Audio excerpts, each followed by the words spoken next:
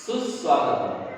नमस्कार विद्यार्थी मित्रांनो, मी श्री विठ्ठल मनु नंद्याळकर, सहशिक्षक, सरकारी उच्च प्राथमिक मराठी शाळा सोलापूर, तालुका हुक्केरी, शैक्षणिक जिल्हा चिकोडी, संवेद या शैक्षणिक कार्यक्रमामध्ये मी आपणा सर्वांचं पुन्हा एकदा सहर्ष स्वागत करीत आहे. चला तर मित्रांनो, आज आपण इयत्ता 4थीच्या माय मराठी पुस्तकातील एका छानशा कवितेचा अभ्यास करणार आहोत. आता सांगा बरं, एका तासामध्ये किती मिनिटे असतात? कोण सांगू शकेल? आपण यापूर्वी शिकलेलेच आहोत. तू सांग. बरोबर, एका तासाची मिनिटे 60 मिनिटे. त्याचबरोबर एका दिवसाचे तास किती? कोण सांगेल? तू सांग. बरोबर, एका दिवसाचे तास 24 तास. 24 तासांचा एक दिवस. आता मला सांगा, एका महिन्याचे दिवस किती असतात? एका महिन्यामध्ये किती दिवस असतात? कोण सांगेल? तू सांग. बरोबर, एका महिन्यामध्ये 30 किंवा 31 दिवस असतात. फक्त फेब्रुवारी महिन्यामध्ये 28 किंवा 29 दिवस असतात.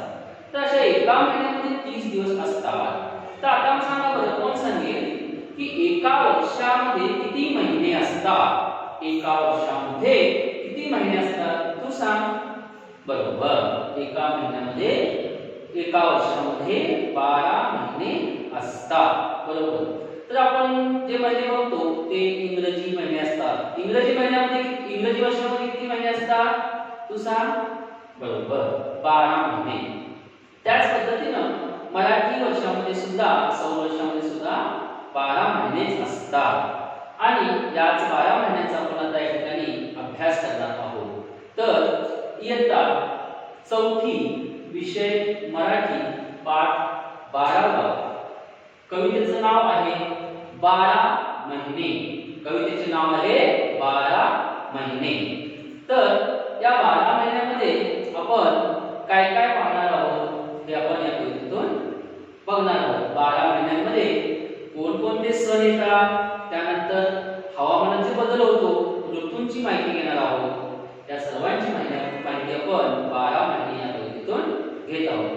तत्पूर्वी मी या कवितेचे जे लेखक कवी आहेत, ते कवी, त्यांचं नाव आहे दत्ता हलसगीकर. यांचा कवी परिचय पटकन करतो तुम्हाला. या चित्रात तुम्हाला जे दिसतात आहे, यांचं नाव आहे कवी दत्ता हलसगीकर. यांनी ही 12 महिने ही कविता लिहिलेली आहे. यांच्याविषयी थोडी माहिती पाहूया. यांचं नाव आहे दत्ता हलसगीकर. त्यांचा जन्म 7 ऑगस्ट 1934 या रोजी झालेला आहे. 7 ऑगस्ट 1934 या रोजी झालेला आहे. त्याबरोबर त्यांचं जन्मस्थळ आहे गोलगिरी, आपल्या कर्नाटक राज्यातील गोलगिरी या ठिकाणी त्यांचा जन्म झालेला आहे. त्यानंतर त्यांचं साहित्य प्रकार आहे ललित लेख व कविता. हा त्यांचा लेखन प्रकार आहे. अशा या दत्ता हलसगीकरांनी आपल्या इयत्ता 4थीतील एक छानशी कविता लिहिली आहे. कवितेचं नाव आहे 12 महिने. कवितेचं नाव आहे 12 महिने. आता आपण या कवितेचं वाचन करूया. सर्वांनी या कवितेकडे लक्ष देऊन ऐका. 12 महिने. चैत्र महिना बहराचा, वास आंबे मोहराचा. चैत्र महिना बहराचा, वास आंबे मोहराचा. वैशाखात रंगणगुण, आग नुसती चहू कडून. वैशाखात रंगणगुण, आग नुसती चहू कडून. ज्येष्ठ आषाढ जलधारा, वर सोसाट्याचा वारा. ज्येष्ठ आषाढ जलधारा, वर सोसाट्याचा वारा. श्रावण भादव नालेले, हिरव्या रंगी नटलेले. श्रावण भादव नालेले, हिरव्या रंगी नटलेले. आश्विन कार्तिक नितळले, पिवळी धम्मक झेंडू फुले. आश्विन कार्तिक नितळले, पिवळी धम्मक झेंडू फुले. पौष मागे सर झाड झडे, पाचोळ्याचे सडे सडे. पौष मागे सर झाड झडे, पाचोळ्याचे सडे सडे. माघ फाल्गुन पिवळे गुण, वसंत चाहूल फांद्यातून. माघ फाल्गुन पिवळे गुण, वसंत चाहूल फांद्यातून. नवमासांची नवी तऱ्हा, सजलेले महिने वार.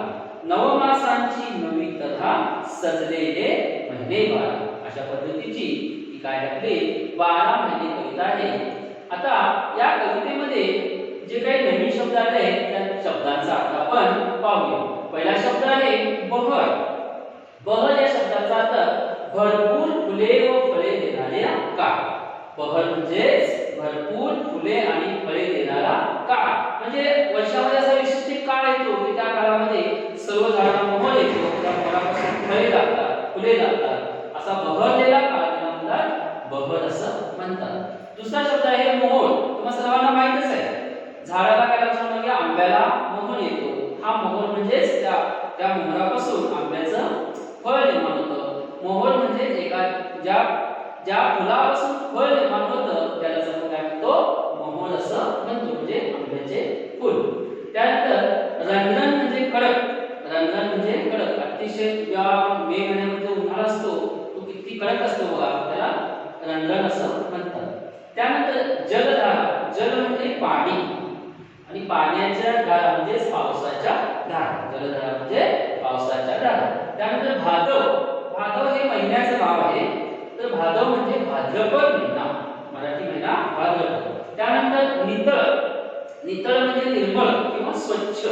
ज्यावेळी आकाशामध्ये निळं असतं त्याच्यामध्ये एकही ढग नसतो त्याला नितळ आकाश असं म्हणतात, म्हणजे निर्मळ किंवा स्वच्छ. पाणी सुद्धा नितळ पाणी म्हणतात, म्हणजे स्वच्छ पाणी असं वापरलं. मार्गेसर हा एक नवीन शब्द आहे. मार्गेसर म्हणजे आपल्या मराठी महिन्यातला एक मराठी महिना आहे, नाव आहे त्याचं मार्गशीर्ष.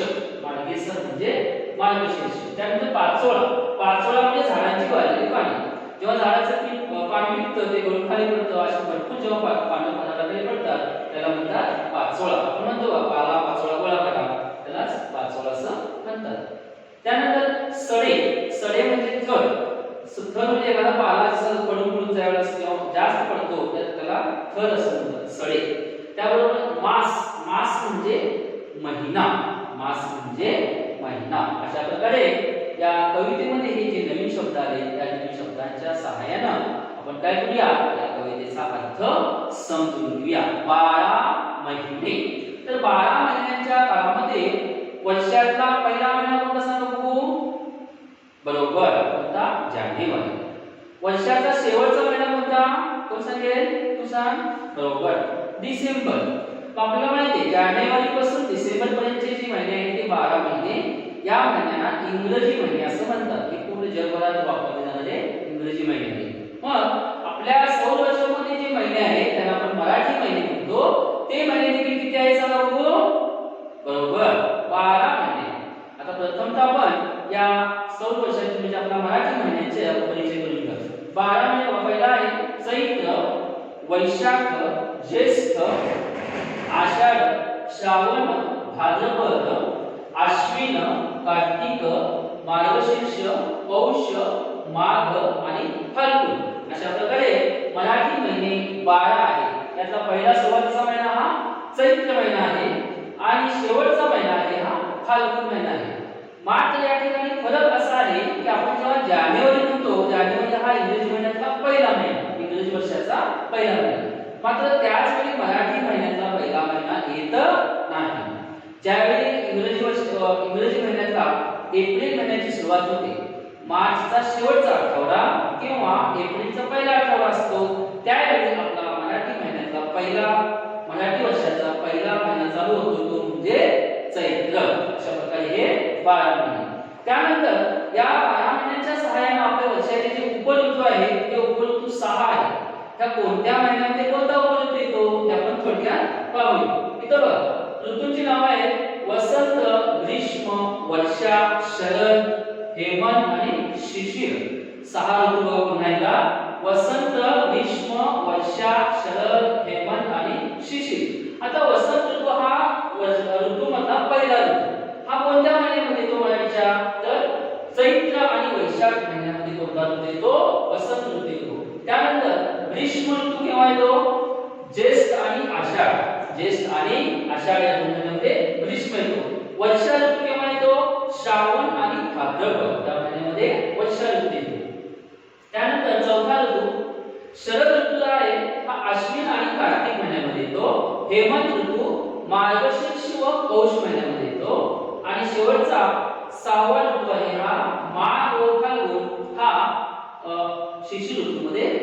अशा प्रकारे आपले मराठी 12 महिने आणि त्या 12 महिन्यामध्ये येणारे हे काय आहेत उपऋतू आहेत. आता या ठिकाणी बघा हे तुम्हाला दिसतं ऋतुचक्र. याला काय म्हणायचं ऋतुचक्र. पहिल्यांदा आपण मराठी महिने बघितले, त्यानंतर काय बघितलं ऋतू बघितले उपऋतू. आता याच्यामध्ये आधी काय आहे की मुख्य ऋतू. आपले मुख्य ऋतू 3 आहेत, उन्हाळा, पावसाळा आणि हिवाळा. तर ते कोणत्या ऋतूमध्ये कोणतं येतं याच्यामध्ये पहा आपण. हे याला म्हणतात ऋतुचक्र. त्याचं नाव काय आहे ऋतुचक्र. मग मुख्य महिने जे आहेत उन्हाळा, पावसाळा, हिवाळा. तर उन्हाळा कोणत्या ऋतूमध्ये येतो मराठी महिन्यामध्ये? त्यावेळी जे उपऋतू असतात ते वसंत आणि ग्रीष्म ऋतू असतात. वसंत आणि ग्रीष्म ऋतू असतात. त्यावेळी आपले मराठी महिने कोणते असतात पहा. चैत्र, वैशाख, ज्येष्ठ, आषाढ. हे 4 महिने असतात. त्यावेळी कोणता ऋतू असतो सांगा? उन्हाळा ऋतू असतो आणि उपऋतू असतात वसंत आणि ग्रीष्म. त्यानंतर पावसाळा ऋतूमध्ये बघा कोणते उपऋतू येतात? शरद आणि वर्षा. शरद आणि वर्षा या 2 ऋतूमध्ये कोणता ऋतू येतो? पावसाळा. आता कोणते महिने असतात त्यावेळेला? श्रावण, भाद्रपद, अश्विन आणि कार्तिक. हे 4 महिने येतात. आता आपला शेवटचा ऋतू आहे हिवाळा. हिवाळा म्हणजे थंडीचा.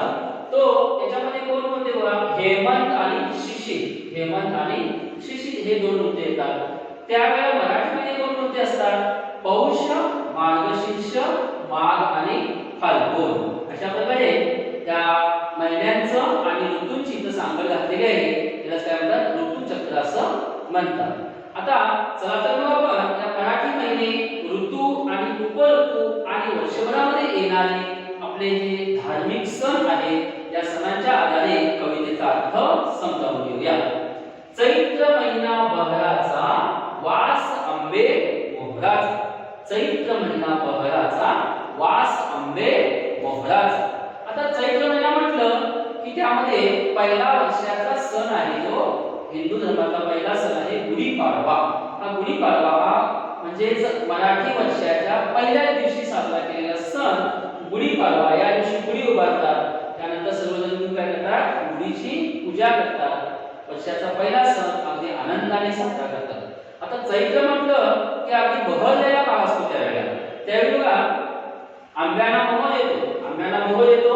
मोहरापासून कैऱ्या निर्माण होतात. कैऱ्यापासून गोड आंबे होतात. अशा प्रकारे हा फळांचा अगदी बहरलेला काळ असतो. म्हणून अतिशय आनंदाचा जो ऋतू असेल तो वसंत ऋतू आहे. आणि या वसंत ऋतूची सुरुवात चैत्र महिन्यामध्ये होते. त्यानंतर पुढचा आहे वैशाखात रणरण ऊन. आता आपण बघतो चैत्र महिना झाल्यानंतर वैशाख महिना येतो. हा वैशाख महिना म्हणजे इथं ग्रीष्म ऋतू सुरू होतो. ग्रीष्म म्हटलं की अगदी आपल्याला असं काय जाणवतं डोळ्यासमोर? कडक ऊन, तळपता सूर्य हे चित्र डोळ्यासमोर येतं. वैशाखात रणरण ऊन, आग नुसती चहूकडून. वैशाख महिना म्हणजेच इंग्रजी मे महिना. म्हणजे मे महिन्यात जी उष्णता असते, जो सूर्य तापतो त्यालाच काय म्हणतात?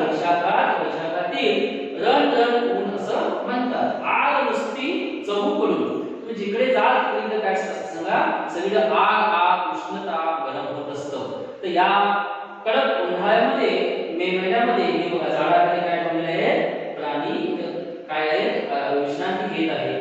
तर बघा झाड आपल्या स्वतः काय करतं?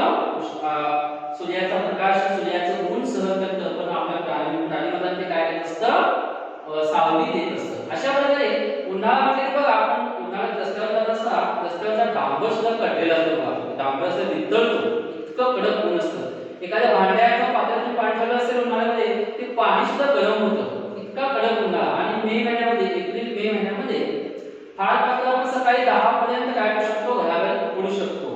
त्यानंतर 10च्या पुढे जे ऊन सुरू होतं इतकं भयानक ऊन असतं की त्या उन्हामध्ये आपल्याला काय सांगा जास्त वेळ थांबता येत नाही. म्हणून आपण 10 ते 5 या काळामध्ये काय करतो सांगा?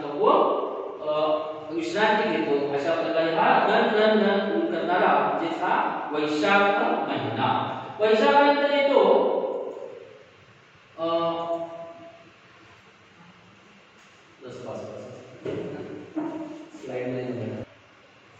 वैशाख महिन्यानंतर जो पुढचा महिना येतो तो ज्येष्ठ महिना.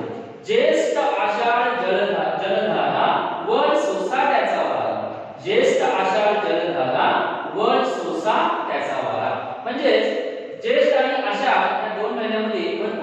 पावसाचे महिने. या महिन्यामध्ये बघा ऋतू जो आपला आहे ऋतू तो ऋतू म्हणजे वर्षा ऋतू. ज्येष्ठ महिन्यामध्ये जून महिन्यामध्ये पाऊस बघा त्या काळामध्ये आकाशात काळे ढग जमतात, विजांचा कडकडाट असतो, बऱ्याच ठिकाणी विजा पडतात, काही माणसांच्या पडतात, प्राण्यांच्या पडतात, मृत्युमुखी होतात, पेपरला वगैरे असतो. हा महिना म्हणजे वर्षा ऋतूची सुरुवात, अतिशय वळीव पाऊस त्याला सुरुवात होतात. अशा प्रकारे बघा वर्षा ऋतूमध्ये भयंकर पाऊस, जिकडे तिकडे पाणीच पाणी. चित्रामध्ये पहा की सोसाट्याचा वारा इथे वाहत आहे, त्याबरोबर पाऊस देखील वेगात येत आहे. या ठिकाणी पाऊस भरपूर पडत आहे. पावसाळ्यामध्ये वेगवेगळ्या गावावर पाऊस येतो, लोक छत्रीनं घेऊन बाहेर जातात, अचानक लोकांची धावपळ होते. अशा प्रकारे हा काय झाला वर्षा ऋतू हा सुरू होतो. त्यानंतर या आषाढ महिन्यामध्ये पुढचा ज्येष्ठ नंतर आषाढ.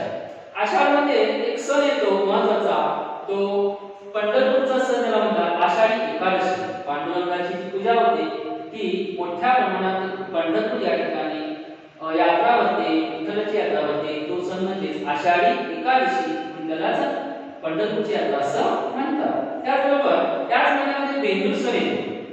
बेंदूर म्हणजे आपण बैलांचा जो उत्सव करतो त्याला बेंदूर म्हणतो, आणि हा बेंदूर सण सुद्धा आषाढ महिन्यामध्ये येतो. अशा प्रकारे हे दोन महिने सुद्धा आहेत धार्मिक महिने आहेत. त्यानंतर जो पावसाचा सुरू झालेला पाऊस असतो, त्या पावसाचा वेग वाढतो आणि श्रावण भादव झालेले हिरव्या रंगी नटते. आणि जो वेग वाढलेला असतो तो थोडा जेव्हा कमी होतो, त्या महिन्यामध्ये तो महिना म्हणजे श्रावण, आणि भादव म्हणजे भाद्रपद. श्रावण महिन्यामध्ये काय असतं, ऊन पावसाचा खेळ असतो. श्रावण महिन्यामध्ये ऊन पावसाचा खेळ असतो. पाऊस कमी झाला असतो, कधी कडक ऊन पडतं, कधी लगेच पाऊस पडतो. अशा प्रकारे ऊन पावसाचा खेळ करणारा हा श्रावण महिना. आणि या श्रावण महिन्यामध्ये बऱ्याच वेळा आपल्याला इंद्रधनुष्य आकाशामध्ये पाहायला मिळतात. आकाशामध्ये जे सप्तरंग दिसतात ते या श्रावण महिन्यात दिसतात. त्यानंतर भादव म्हणजे भाद्रपद, न्हालेले म्हणजे चिंब भिजलेले, तर पावसाचे महिने असतात, हिरव्या रंगी नटलेले. आता त्या काळामध्ये आपली परिसराचा जो भाग आहे, शेतीवाडी कशी आहे, सगळीकडे हिरवीगार असते. म्हणजे जणू काय संपूर्ण पृथ्वी आहे, धरती जी आहे ती धरती हिरव्या रंगाने नटलेली आहे. धरणी मातेने हिरवा शालू नेसलेला आहे की काय, इतकं नयनरम्य दृश्य या हिरवळीमध्ये पावसाळ्यामध्ये असतं. भाद्रपद महिन्यातील पाऊस बघा, त्या ठिकाणी जो पाऊस पडतो झाडांच्यावर मोठ्याने तो भाद्रपद महिन्यातील पाऊस. तर याच महिन्यामध्ये रक्षाबंधन, नागपंचमी, नारळी पौर्णिमा हे काय होतात सण साजरे केले जातात. आणि भाद्रपद महिन्यामध्ये गणेश चतुर्थी, आपल्या सर्वांचा मोठा जो सण आहे गणपतीचा उत्सव म्हणजेच गणेश चतुर्थी, हा सुद्धा आपण भाद्रपद महिन्यामध्ये केला जातो. मग या काळामध्ये शेतीमध्ये भांगलणीची कामे सुरू असतात. शेत वर पीक आलेलं असतं, पाऊस पडत असतो, पिकाची भांगलण करण्याचा हा शेतीचा काळ असतो. त्यानंतर काही ठिकाणी रोप लावून केली जाते. भाद्रपद महिन्यामध्ये रोप लावून भाषेत चित्रामध्ये इथं डोकीवरून भाताचे रोप घेऊन चालले आहेत, आणि या ठिकाणी ते पाण्यामध्ये फुलामध्ये भाताचे रोप लावून केली जाते. अशा प्रकारे या रोप लावणीचा कार्यक्रम सुद्धा या महिन्यामध्येच होतो. त्याच्यापुढे आश्विन कार्तिक नितळ निळे, आश्विन कार्तिक नितळ निळे, पिवळी धम्मक झेंडू फुले. आता आपण बघितलं आपण वळीव पाऊस पडला, त्यानंतर धो पाऊस पडला, त्यानंतर श्रावणामध्ये ऊन पावसाचा खेळ झाला, त्यानंतर हिरवीगार शेती नटलेली आहे, आकाशामध्ये भरपूर ढग पाऊस होत होता. आता हे थोडंसं दृश्य बदलतं या ठिकाणी. आश्विन आणि कार्तिक महिन्यामध्ये नितळ निळे, नितळ निळे म्हणजे स्वच्छ. काय स्वच्छ असतं, आकाश. काय स्वच्छ असतं, आकाश. या ठिकाणी पहा हे कसं दिसतं बघा, त्याच्यामध्ये हिरवीगार शेती असते. मात्र काय झालं असतं की आकाशामध्ये जे काळेभोर ढग असतात पावसाचे ते संपलेले असतात, आणि आश्विन कार्तिक महिन्यामध्ये ढगातून काय असतं पांढरे शुभ्र असे ढग वाहत असतात. म्हणजे परतीच्या पावसाचे ढग वाहत असतात, आणि हे पांढरे शुभ्र ढग म्हणून असं वाटतं की जणू आकाशातून ससेच पळत आहेत की काय, ससे आपल्या वेगाने पळत आहेत की काय असं वाटतं. अशा प्रकारे आश्विन कार्तिक नितळ निळे. आणि त्याच काळामध्ये आश्विन आणि कार्तिक महिन्यामध्ये आपले दोन महत्त्वाचे सण या काळामध्ये येतात, आणि ते सण म्हणजे दसरा आणि दिवाळी. आणि दसरा आणि दिवाळीमध्ये जी आपण फुलं वापरतो ती झेंडूची फुले म्हणून म्हटलेलं आहे. आश्विन कार्तिक नितळ निळे, पिवळी धम्मक झेंडू फुले. चित्रामध्ये पहा सगळीकडे काय आहे, पिवळी धम्मक झेंडू झेंडूची फुले आहे. दसऱ्यामध्ये तोरण बांधलं जातं. पूजेसाठी काय करतात, झेंडूची फुले दसरा दिवाळी या सणामध्ये छान वापरली जातात. त्यानंतर कार्तिक महिन्यामध्ये येणारा सण, आता देशभर संपूर्ण देशभर साजरा केला जाणारा मोठा सण म्हणजे दीपावली. चित्रामध्ये पहा, हे कुटुंब आहे काय सण, दिवाळीचा सण साजरा करत आहे. हा सण काय आहे, खूप मोठा सण आहे. हा सण कार्तिक महिन्यामध्ये येतो. आकाशकंदील लावतात, फुलबाजी लावतात, गोड गोड फराळ करतात, भाऊबीज, लक्ष्मीपूजन अशा प्रकारचे सण साजरे केले जातात. या दरम्यान काय होतं, आश्विन आणि कार्तिक महिन्यामध्ये शेतीकडे पाहिलं तर हिरवीगार शेती थोडीशी तर बदललेली असते. ती जी हिरवीगार साडी जी दिसली म्हटलं मग अशी ती आता थोडी काय केली असते, पिवळ्या रंगामध्ये बदललेली असते. म्हणजे सुगीचे दिवस असतात. धरणीमध्ये आता पिवळी साडी घातलेली असते. आपण मला वाटतं या चित्रामध्ये पहा, सगळे पिवळं धुमक दिसते. म्हणजे भात कापणीचं या ठिकाणी काम चालू आहे. मग कार्तिक महिना हा काय सांगा, सुगीचा महिना असल्या कारणानं या ठिकाणी भाताचे कापण, सुगीचं चिन्ह आहे. त्याबरोबर हे भात कापल्यानंतर एकत्र कसं करतात, या ठिकाणी अशी शेतीची कामे या दरम्यान सुरू होतात. पुढचा महिना आहे कार्तिक नंतर पौष मार्गेसर झाड झडे पाचोळ्याचे सडे सडे. आता हे सुरू झालेलं आहे. पाऊस पण कमी झालेला आहे.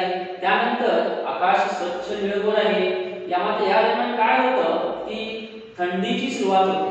काय होते, या काळामध्ये थंडीची सुरुवात होते. ते हिवाळा ऋतू सुरू होतो आणि त्यानंतर काय होतं की या थंडीमध्ये झाडांची जी पाने असतात ती गळून पडतात. झाडांची पाने काय होतात, गळून पडतात. म्हणून त्याला पाचोळ्याचे सडे सडे. पाचोळा म्हणजे झाडांची वाळलेली पाने आणि त्या सड्यांचे सडे सडे म्हणजे त्या पानांचा एकामेकावर पाणी गळून गळून असा थर साचलेला असतो, त्याला म्हणतात पाचोळा. म्हणून म्हटलेलं आहे पौष मार्गेसर झाड झडे. झाड झडे म्हणजे झाडांची पाने झडतात. संपूर्ण झाड झडतं.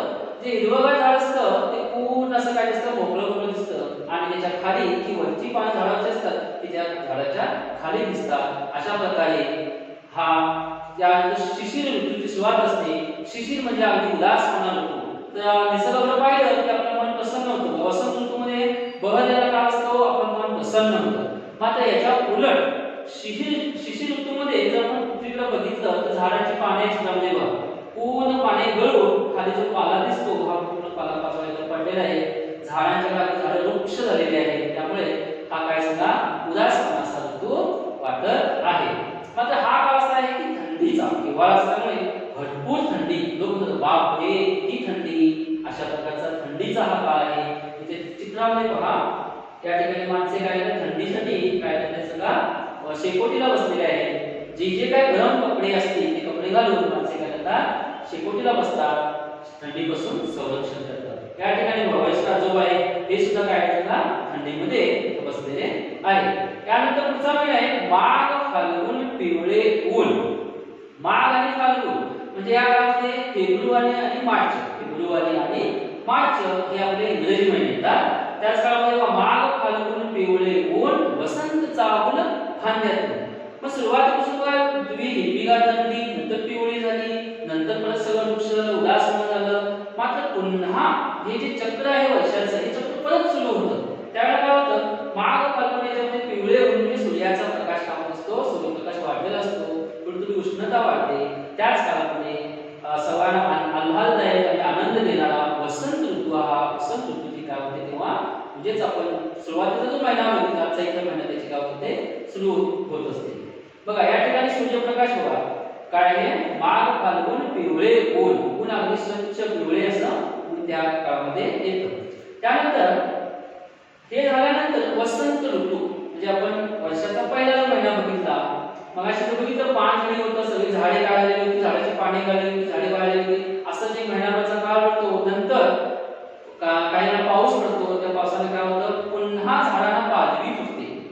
जी झाडे जी काढलेली असतात पूर्णपणे पर्णहीन झालेली असतात, झाडे एकही पान झाडावर नसतं, तो काळ बदलतो आणि झाडाला परत पालवी फुटते. त्या पालवीपासून नंतर त्याला मोहर येतो, फुले येतात. अशा प्रकारे परत हे बहरलेला काय असतो, वसंत ऋतूचं काय होतं, आगमन होतं. अशा प्रकारे आता या कवितेमध्ये आपण बघितलं की चैत्र महिन्यापासून फाल्गुन महिन्यापर्यंत निसर्गामध्ये होणारे बदल आणि त्या निसर्गामध्ये होणाऱ्या बदलांमुळे मानवी जीवनावर तसंच प्राणी पशु पक्ष्यांच्या जीवनावर जे जे परिणाम होतात हे आपण या कवितेतून बघितलं. चैत्र महिन्यापासून फाल्गुन महिन्यापर्यंत जे 12 महिने आहेत त्या 12 महिन्यातला प्रत्येक महिना आपल्याला काहीतरी नवीन नवीन घेऊन येत असतो. म्हणून कवीने म्हटलेलं आहे दत्त हलसगीकर यांनी नवमासांची नवीन तऱ्हा सजलेले महिने बारा. नवमास म्हणजे नवीन मास. प्रत्येक नवीन मासाची एक वेगळी तऱ्हा आहे. त्याच्यामध्ये काहीतरी नाविन्य आहे, वेगळे पण काहीतरी आहे. आणि अशा प्रकारे ते 12 महिने काय झाले आहेत सजलेले महिने 12. अशा प्रकारे या कवितेमध्ये दत्त हलसगीकरांनी 12 महिन्यांचं आपले जे मराठी महिने आहेत 12 महिने त्या 12 महिन्यांचं सुंदर वर्णन या ठिकाणी केलेलं आहे. या 12 महिन्यांच्या बरोबर निसर्गामध्ये बदल त्याचबरोबर सण समारंभ याची देखील सांगड घालून अतिशय छान प्रकारे कविता दत्त हलसगीकरांनी सादर केलेली आहे. सर्वांना समजली कविता? चला तर मग आता आपण बघूया की ही कविता कशी गायन करायची. कवितेचं गायन आपण कशा प्रकारे करायचं पाहूया. तर चैत्र महिना बहराचा वास आंबे मोहराचा. चैत्र महिना बहराचा वास आंबे मोहराचा. वैशाखात रणरणून आग नुसती चहूकडून. वैशाखात रणरणून आग नुसती चहूकडून. ज्येष्ठ आषाढ जलधारा वर सोसाट्याचा वारा. ज्येष्ठ आषाढ जलधारा वर सोसाट्याचा वारा. श्रावण भादो न्हालेले हिरव्या रंगी नटलेले. श्रावण भादो न्हालेले हिरव्या रंगी नटलेले. आश्विन कार्तिक नितळले पिवळी धम्मक झेंडू फुले. आश्विन कार्तिक नितळले पिवळी धम्मक झेंडू फुले. पौष मागे सर झाड जळे पाचोळ्यांचे सडे सडे. पौष मागे सर झाड जळे पाचोळ्याचे सडे सडे. माघ फाल्गुन पिवळे ऊन वसंत जाऊन फांद्यातून. माघ फाल्गुन पिवळे ऊन वसंत जाऊन फांद्यातून. नवमासांची नवी तऱ्हा सजलेले महिने 12. नवमासाची नवी तऱ्हा सजलेले महिने 12. नवमासाची नवी तऱ्हा सजलेले महिने 12. ऐकलं सर्वांनी कविता? आता तुम्ही देखील ही कविता अशी सुरुवात करण्याचा प्रयत्न करा. समजला सर्वांना कवितेचा अर्थ? त्यानंतर आता या कवितेतून आपल्याला काय काय माहिती मिळाली याचा आपण थोडक्यात पाहूया. तर प्रश्न पहिला आहे का, एका वर्षात मराठी महिने किती असतात? एका वर्षात मराठी महिने किती असतात? कोण सांगेल? तू सांग बरं. बरोबर, ते असतात एका वर्षात मराठी महिने 12 असतात. प्रश्न दुसरा, रणरणते ऊन कोणत्या महिन्यात असते? रणरणते ऊन कोणत्या महिन्यात असते? तू सांग. बरोबर, तर रणरणते ऊन हे वैशाख महिन्यात असते. कोणत्या महिन्यात असते? वैशाख महिन्यात असते. प्रश्न तिसरा आहे, कोणत्या महिन्यात भरपूर पाऊस पडतो? कोणत्या महिन्यात भरपूर पाऊस पडतो? तर आषाढ महिन्यात भरपूर पाऊस पडतो. बरोबर, कोणता? आषाढ महिन्यात भरपूर पाऊस पडतो. आता शेवटचा प्रश्न आहे, कोणत्या सणासाठी झेंडूची फुले वापरतात? चौथा प्रश्न, कोणत्या सणासाठी झेंडूची फुले वापरतात? कोण सांगेल? तू सांग बरं. बरोबर, तर दसरा आणि दीपावली. दसरा आणि दीपावली या सणामध्ये काय करतात? झेंडूची फुले वापरतात. तसं आपण बऱ्याच सणामध्ये वापरतो, पण मुख्यतः झेंडूची फुले वापरण्याचे हे काही दोन महत्त्वाचे सण आहेत. आता यानंतर या पाठामध्ये बघा, आता आपण जी कविता पाहिली त्या कवितेला तुम्हाला घरी अभ्यास करण्यासाठी गृहपाठ आहे का? पहिल्यांदा आहे कवितेतील लयबद्ध शब्द शोधा आणि लिहा. त्या कवितेमध्ये काही लयबद्ध शब्द आहेत, म्हणजे एक समान उच्चाराचे, थोडंफार समान उच्चाराचे मिळून ते शब्द आहेत, ते शब्द तुम्ही शोधायचे कवितेमध्ये आणि त्याची यादी करायची. जसं की बघा, जसे बहराचा मोहराचा. आता या ठिकाणी बघा, राजा राजाला, या ठिकाणी सुद्धा राजा राजा म्हणजे हे लयबद्ध शब्द आहेत आपण म्हणतो. तसे बहराचा मोहराचा असे भरपूर शब्द या कवितेमध्ये आलेले आहेत आणि ते शब्द तुम्ही काय करायचे? यादी करायची आणि तुमच्या वर्ग शिक्षकांना दाखवायची. दुसरा अभ्यास आहे मराठी क्रमवार महिने व त्या महिन्यात येणारे सण. आता आपल्या मराठीचे महिने 12 महिने, त्या 12 महिन्यांची नावे लिहायची आणि कोणत्या महिन्यामध्ये कोणता सण येतो. आता उदाहरणार्थ चैत्र महिन्यात लिहिला पहिला, त्याच्या समोर कोणता सण येणार, गुढीपाडवा, असं त्या सणाचं नाव त्याच्या समोर लिहायचं. वर्षाच्या पूर्ण महिन्यांची आणि त्याच्या येणाऱ्या सणांची यादी करायची आणि ती यादी तुमच्या वर्ग शिक्षकांना जाऊन दाखवायची. अशा प्रकारे आज आपण इयत्ता 4थीच्या या 12 महिने या कवितेतून निसर्गामध्ये होणारे बदल याची पूर्ण माहिती घेतलेली आहे. तर या शैक्षणिक कार्यक्रमासाठी मला सर्व शिक्षण विभागाचं, अधिकारी वर्गाचं जे मोलाचं मार्गदर्शन लाभलं त्याबद्दल मी सर्वांचे आभार मानतो. धन्यवाद.